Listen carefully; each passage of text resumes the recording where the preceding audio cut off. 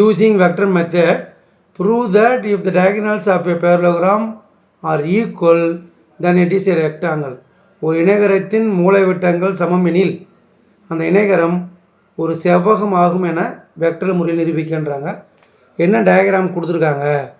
Parallelogram கொடுத்துருக்காங்க, இணைகரம் கொடுத்துருக்காங்க. நீங்கள் ட்ரா பண்ணுங்கள். இதை கொஷினை பார்த்துட்டு டயக்ராம் ட்ரா பண்ண வேண்டியதான். இதுக்கே ஒரு மார்க் கிடைக்கும். எப்பயுமே பேர் வைங்க. இது பேரலோகிராம் ஏபிசிடி கரெக்டாக போடணும்.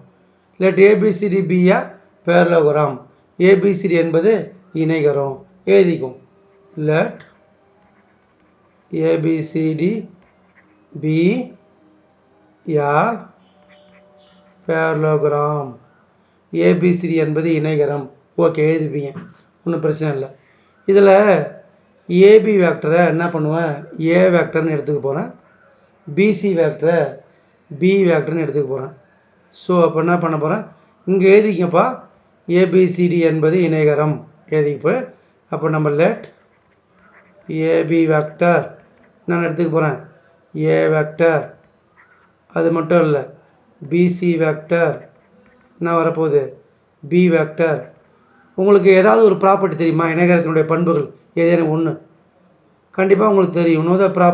One of the at least one of the property of parallelogram உங்களுக்கு தெரியும். ஆப்போசிட் சைஸ் ஆர் ஈக்குவல். இது தெரியல உங்களுக்கு? ஆப்போசிட் சைஸ் ஆர் ஈக்குவல், எதிர் பக்கங்கள் சமம்.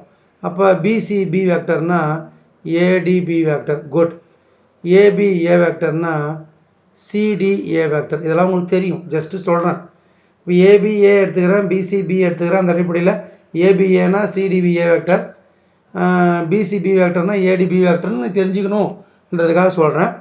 நம்ம என்ன ப்ரூவ் பண்ண போகிறோன்றதை சொல்லுங்கள். Diagonals of a parallelogram are ஈக்குவல்னு கொடுத்துருக்காங்க. கிவனே பார்ப்போம். இஃப்னா கிவன் என்ன கொடுத்துருக்காங்க பாருங்கள். Diagonals of a parallelogram equal. இணைகரத்தின் மூலைவிட்டங்கள் சமம். இப்போ இணைகரத்தின் மூலைவிட்டங்கள் என்ன? AC and BD are diagonals of a parallelogram. ஏசியும் பிடியும் இணைகரத்தினுடைய மூலைவிட்டங்கள் தெரியும். அப்போ ஏசி கண்டுபிடிப்போம். ஏசி கண்டுபிடிங்க.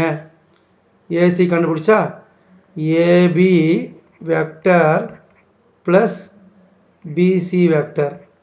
ஸோ இப்போ ஏசி வெக்டரை ஏபி வெக்டர் ப்ளஸ் பிசி வெக்டர்னு எழுதலாம். ட்ரையாங்கிள் ஆஃப் வெக்டர், முக்கோண கூட்டல் விதி, வெக்டருக்கான முக்கோண கூட்டல் விதி. அந்த அடிப்படையில் ஏபி வெக்டர்னா ஏ வெக்டர், பிசி வெக்டர்னா பி வெக்டர்.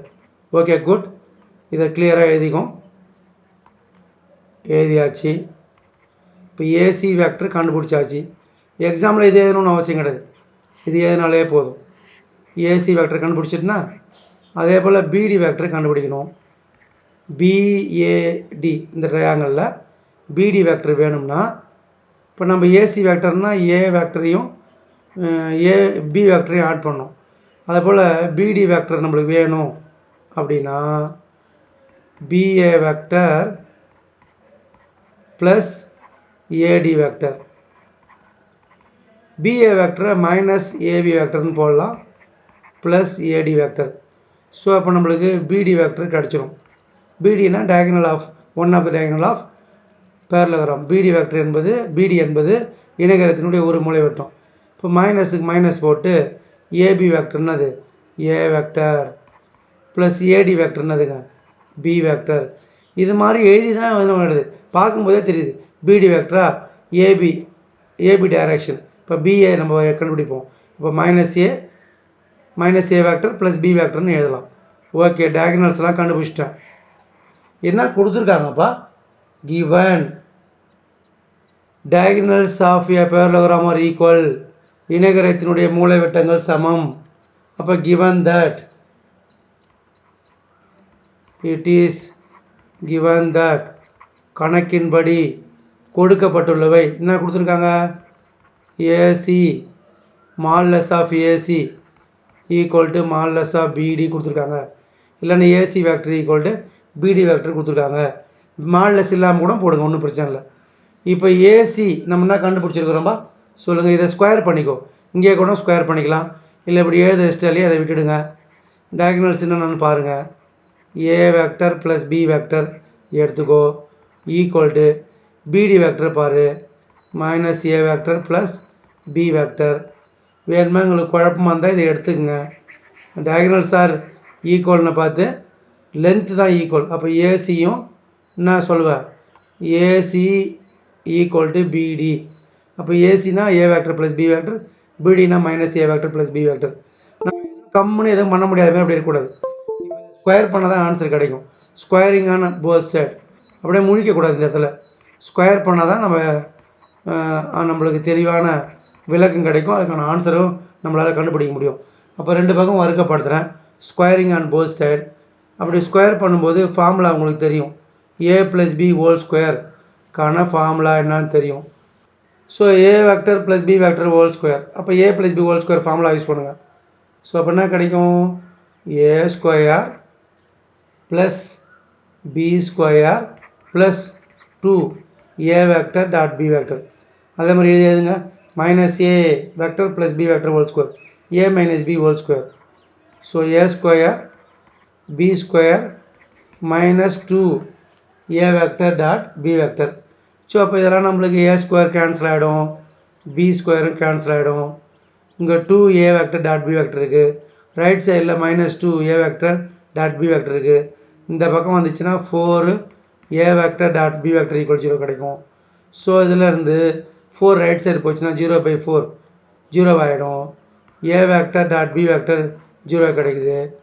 ஸோ அப்போ என்ன சொல்லுவோன்னா, ஏ வெக்டரும் பி வெக்டரும் எப்படி இருக்குன்னா பெர்பெண்டிகுலராக இருக்கும், 90 டிகிரியில் இருக்குன்னுவோம். ஸோ அப்போ மெஷர்மெண்ட் ஆஃப் ஆங்கிள் ஏபிசி 90 டிகிரின்னு சொல்லுவோம். லாஸ்ட்டில் முடிக்கணும். என்ன முடிக்கணும்னா, ஹென்ஸ் கொஷின்லேருந்து பார்த்து ஏறணும்.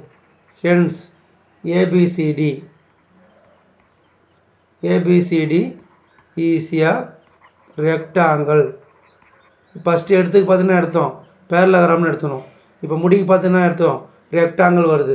ஏ வெக்டரும் பி வெக்டருங்கன்னா நீ வருது 90 டிகிரி வருது.